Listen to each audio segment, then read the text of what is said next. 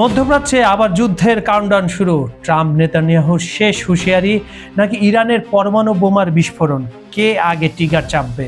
Tehran স্পষ্ট জানিয়ে দিয়েছে এবার শুধু অপেক্ষা, আর একটিমাত্র ভুলের পরের হামলাটি হলেই পৃথিবী দেখবে ইরানের প্রথম পারমাণবিক পরীক্ষা। বিশ্বকে এক মহাবিনাশী যুদ্ধের দ্বারপ্রান্তে জানতে হলে ভিডিওটি শেষ পর্যন্ত দেখুন। ট্রাম্প নেতানিয়াহুর হুমকি ও মধ্যপ্রাচ্যে যুদ্ধের দামামা, পরমাণু বোমার দ্বারপ্রান্তে ইরান। মধ্যপ্রাচ্যে ইরান উত্তেজনা এখন চরম সীমায়। ইরান স্পষ্ট জানিয়ে দিয়েছে তাদের ওপর আর একটিবারও যদি হামলা চালানো হয় তবে তারা পরমাণু বোমা তৈরি করতে আর দ্বিধা করবে না। তেহরান ইতিমধ্যে তাদের লক্ষ্য স্থির করে ফেলেছে, যার অর্থ পরমাণু অস্ত্র তৈরির সব প্রস্তুতি সম্পূর্ণ। এখন শুধুই সময়ের অপেক্ষা। শত্রুর যে কোনো হুমকির মুখে অবিচল থেকে ইরান পরিষ্কার ভাষায় জানিয়ে দিয়েছে এবার কোনো আগ্রাসন হলে আর কোনো ছাড় দেওয়া হবে না। আঘাতের জবাবে তাৎক্ষণিকভাবে বোমা তৈরির উপযোগী উচ্চ সমৃদ্ধ ইউরেনিয়াম উৎপাদন শুরু করা হবে।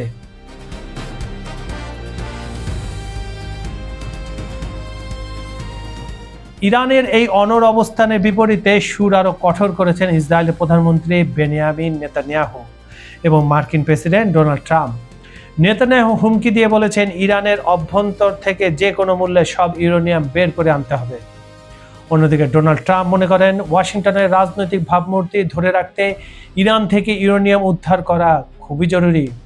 ট্রাম্পের মতে ইরানের সঙ্গে থাকা বর্তমান যুদ্ধবিরতি চুক্তিটি কার্যত লাইফ সাপোর্টে বা মৃত্যুপ্রায় অবস্থায় রয়েছে এবং যে কোনো মুহূর্তে বড় ধরনের হামলা শুরু হতে পারে।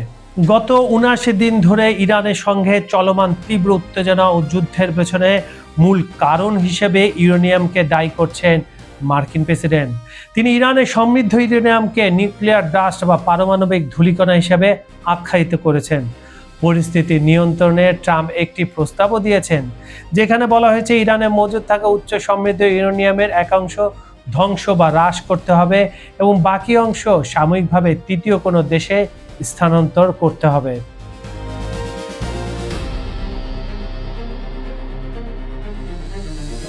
মার্কিন বা ইসরায়েলি চাপের মুখে চুপ করে বসে থাকার পাত্র নয় ইরান।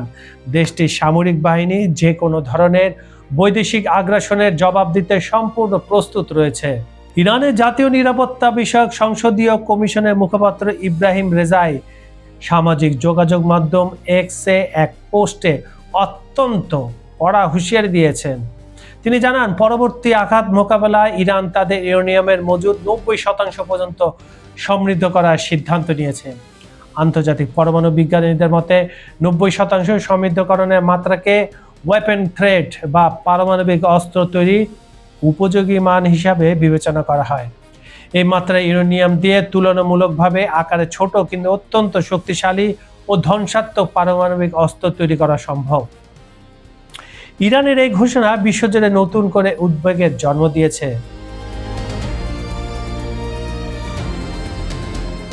আন্তর্জাতিক সংবাদ সংস্থা নিউ ইয়র্ক টাইমসের এক প্রতিবেদনে দাবি করা হয়েছে তেহরানের সঙ্গে করা ঐতিহাসিক পারমাণবিক চুক্তি থেকে ওয়াশিংটন পিছু হটার পর গত ৮ বছরে ইরান ব্যাপক গতিতে তাদের কার্যক্রম চালিয়েছে।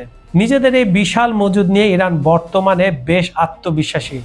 গত ২ দশকে পারমাণবিক খাতে দেশটি অভূতপূর্ব অগ্রগতি সাধন করেছে।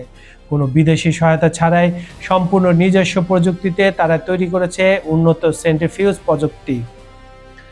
জাতিসংঘের পারমাণবিক পর্যবেক্ষণ সংস্থা IAEA এর তথ্য অনুযায়ী ইরান ২০০৬ সাল থেকে শিল্প পর্যায়ে ইউরেনিয়াম সমৃদ্ধকরণ শুরু করে এবং সময়ের সঙ্গে সঙ্গে তাদের এই মজুদের পরিমাণ বহুগুণ বৃদ্ধি পেয়েছে।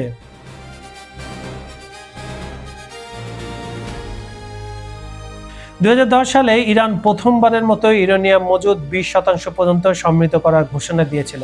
তবে জাতিসংঘের পারমাণবিক পর্যবেক্ষণ সংস্থা IAEA এর সাম্প্রতিক হিসাব অনুযায়ী বর্তমানে ইরানের মজুদে থাকা ৪৪০.৯ কিলোগ্রাম ইউরেনিয়াম ৬০% পর্যন্ত সমৃদ্ধ অবস্থায় রয়েছে।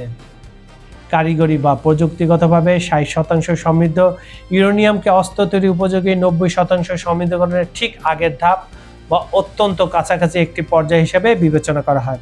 অর্থাৎ ইরান চাইলে খুব অল্প সময়ের মধ্যে এটিকে ওয়েপন গ্রেডে রূপান্তর করতে পারবে। সব মিলিয়ে হামলা হলে পরমাণু বোমা বানানোর এই প্রকাশ্য ঘোষণা এবং 90% সমৃদ্ধকরণের আলটিমেটাম মধ্যপ্রাচ্য সহ সমগ্র বিশ্বের ভূ রাজনীতিকে এক যুদ্ধের দ্বারপ্রান্তে দাঁড় করিয়ে দিয়েছে। খবর সংযোগের আজকের এই অনুষ্ঠানটি আপনারা পৃথিবীর কোন প্রান্ত থেকে দেখছেন কমেন্টে জানান। Bangladesh, Bharat, Pakistan, America, Europe, Ukraine, Brazil, Argentina, Africa, Saudi Arab, Kuwait, Dubai, মধ্যপ্রাচ্য, যেখান থেকে দেখুন না কেন আমরা আপনার মতামত শুনতে চাই। সাবস্ক্রাইব করুন চ্যানেলটি, কারণ আন্তর্জাতিক রাজনীতির এমন হট টপিকের আপডেট শুধু এখানেই পাবেন। বিজ্ঞাপন ও প্রমোশনের জন্য ডেসক্রিপশনে দেওয়া নাম্বারে যোগাযোগ করতে পারেন। আজ এই পর্যন্ত আমি কাজল হায়দার বিদায় নিচ্ছি। দেখা হবে পরের ভিডিওতে নতুন কোনো ইস্যু নিয়ে। ভালো থাকুন, নিরাপদে থাকুন। আল্লাহ হাফেজ।